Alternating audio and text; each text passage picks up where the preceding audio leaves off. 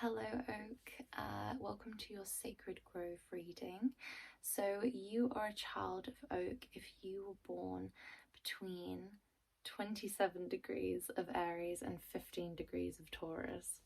So if you don't know what degrees your birth sign sits within, then all you need to do is just find your sun sign on an astrology chart somewhere online, and then just look for the number and then the tropical or the sidereal astrology sign that's associated with that sun sign. So it's basically the first sign that you want to look for, but you will be born under the guardianship of the spirit of Oak if you sit within those degrees, and so this reading is for you guys.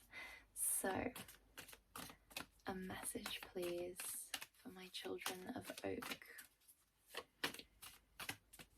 He with the deepest roots, with the widest canopy, far-reaching, nurturing.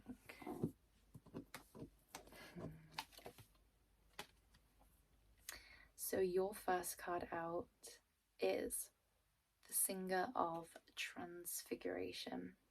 So in this deck, these cards are called the group of the singers.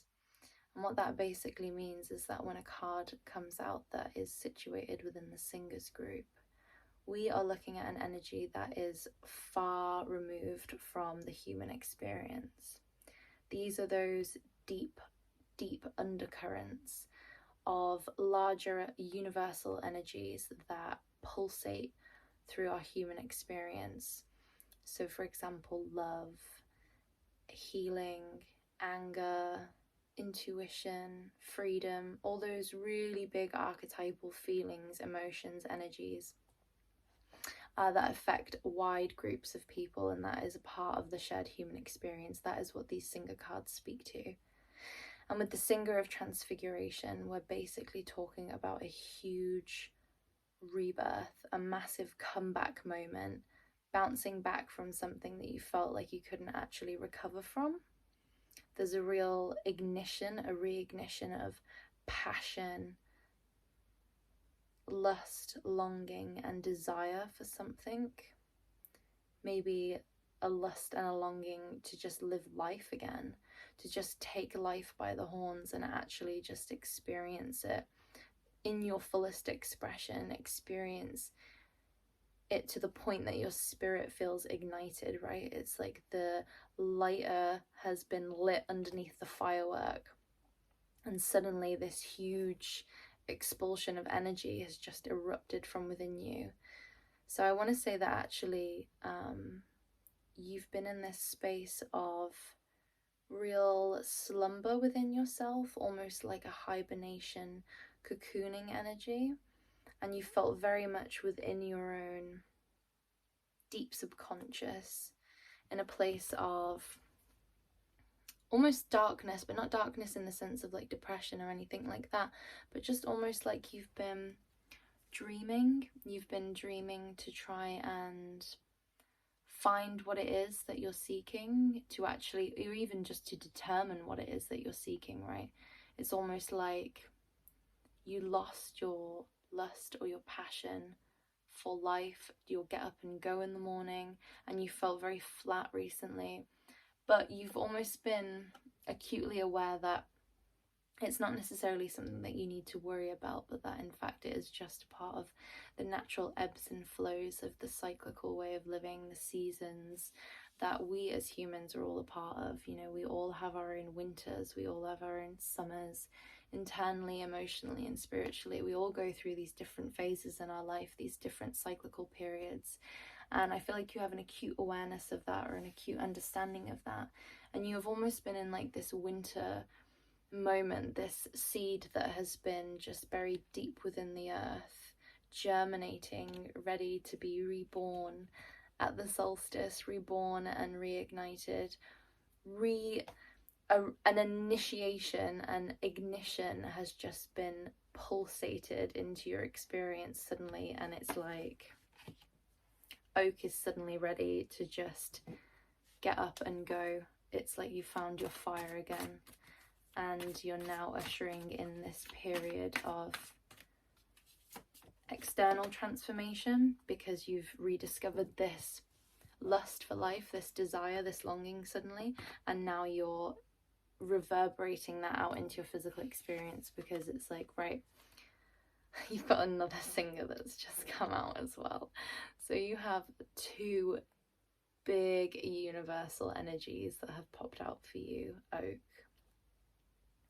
So we're not talking about little things here, we're talking about really big transformations, right? And we have the Ecstasis card that's come out. So not only do you have the Singer of Transfiguration, which is talking about an ignition of passion that has been rediscovered once more, but then you have the Singer of Ecstasis, and this is when the brain just absolutely lights up with inspiration. It's suddenly all the light bulbs has come on for Oak suddenly.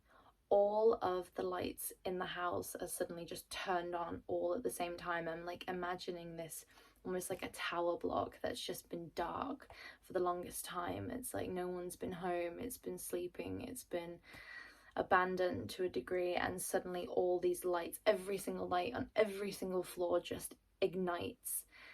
There's so much energy and light that's just gone straight into the reading. So not only has your heart space, or you know, your deep rooted desires for life, whether it be your passions or whatever it is that guides you along your path, Oak, you now have this ignition of the mind as well. Suddenly your mind space is just opened up with all these ideas, these creative thoughts, new solutions to problems that you might have potentially been looking over for quite a long time, trying to figure out how to problem solve it suddenly. My apologies, Oak. Suddenly you have all these creative ideas that are just bursting through into your consciousness, and it's like, right, that's it, you're out the door. It's like the horse is now just charged through the barriers. Time to move, time to go, basically. So my apologies, Oak.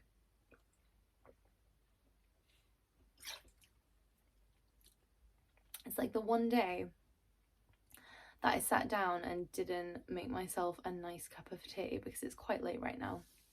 And I could have had a herbal tea, but I literally had not long finished one earlier because I had some people around.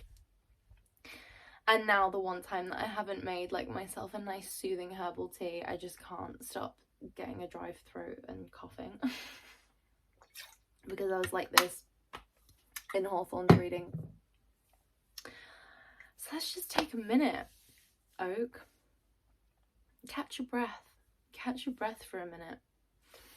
What were we saying about feeling like we need to burst through the door? It's like all of a sudden everything's been asleep, and then all of a sudden it's like 100 miles an hour, go, go, go. Everything's just ignited within you and you just want to charge forward. But actually it's coming through now. It's almost like, let's just take a minute, right? Don't get too overexcited. Allow yourself to get excited and keep that and feed that and tune into that, but don't run away with yourself, because there's still certain things that you need to get in place first before you can run after what it is that you are heading towards, right? You need to just take a moment to stop, keep all of that energy, and just revel in the fact that suddenly all the lights have switched back on again, and just revel in that for a minute and really sit with that. But it's almost like I said, we have two singers here, right? And the singers are these big, wider universal energies that are coming in. So it's something that is coming in through the form of spirit, right? It's not a physical situation that's happening in your life. It's all something. Sorry, my battery thing just popped up then. It's not a physical situation within your life. It's just all this energy that's suddenly influxed, that has caused a trigger or a catalyst to go off within your spirit. It's all internal is what I'm seeing with this, right? And it's coming in because of something larger at work. So there's a need to try and filter through all of that information, or all of that ignition that's coming through, and to not let it run away with itself. You know, you could very easily, I'm sort of seeing Oak now with loads of balloons on strings. It's like suddenly it's like suddenly that moment in Up, you know, when the house just starts lifting because of all the balloons. It's like you've just lit that final balloon, and suddenly it's just drifted off into the sky, and you've like ripped up all the earth around you.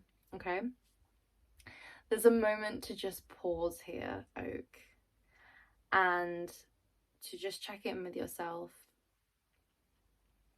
and analyze all of these thoughts and these new ideas that are making their way into your mind space, and really give care and attention to every single one of these thoughts that are coming through, and every single one of these ideas that are making their way into your awareness, and figure out which are the ones that you want to follow, because it can get very confusing and it is easy to get lost in the marsh when you follow all of the fairy lights, right? I'm seeing like loads of fireflies now just drifting along a marshland. It's very easy to get lost if suddenly you have all these beautiful lights that are just glimmering around you, and then suddenly you realize that actually you've completely lost the path, and you don't even know necessarily where you are now, or which way to head back, right? So there's a real need to actually sit with one's own intuition with this, filter through the ideas and the thoughts that are coming through, and then actually figure out which ones you want to pursue and which ones you want to give good time to. Okay, interesting. Oh, well, that's interesting too. Okay, what was I literally just saying about following too many lights? You have the Star card here, right? I feel like I don't even need to say anything else, right? You've got the Star card. What was I literally just saying about all of a sudden there's all these different lights that you could easily follow? But it's about choosing which ones you actually should give your time to. And it's interesting because you had the Strength card pop out here as well. And this was the same card that literally just came out in the Hawthorne reading that I just did as well. So I just thought that was quite interesting that that's popped out, because it also popped out with the 10 of Wands, which was also the other card that was in the Hawthorne reading. So I want to say there might actually be something in there that might be beneficial for you to potentially watch if you feel like you want to go do that.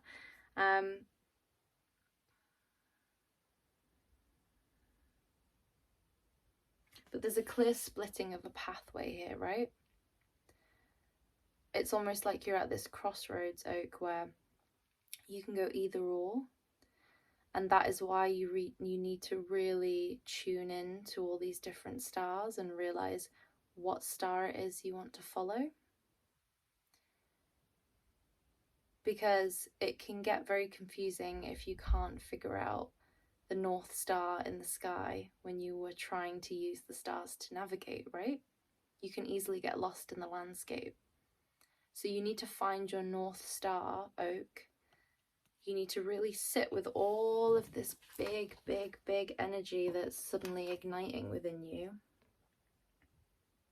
And you need to tune in intuitively, really go in within yourself and figure out what North Star it is you want to follow, which is the right path. Because you're at this major crossroads here. And I see both of these pathways as beautiful, but they are different pathways. And that is going to be different for every single one of you that are experiencing it. But there's this real need to go within and figure out which one it is that you want to pursue, which one it is you actually want to go down. Because then we have the 7 of Cups here as well, which is multiple options. There's multiple different options that you can go with right now. Right, this is what I was saying about this ecstasis card and all these, it's the same sort of imagery, right? All these stars that are lighting up in your mind space, all these potential options that you can go for.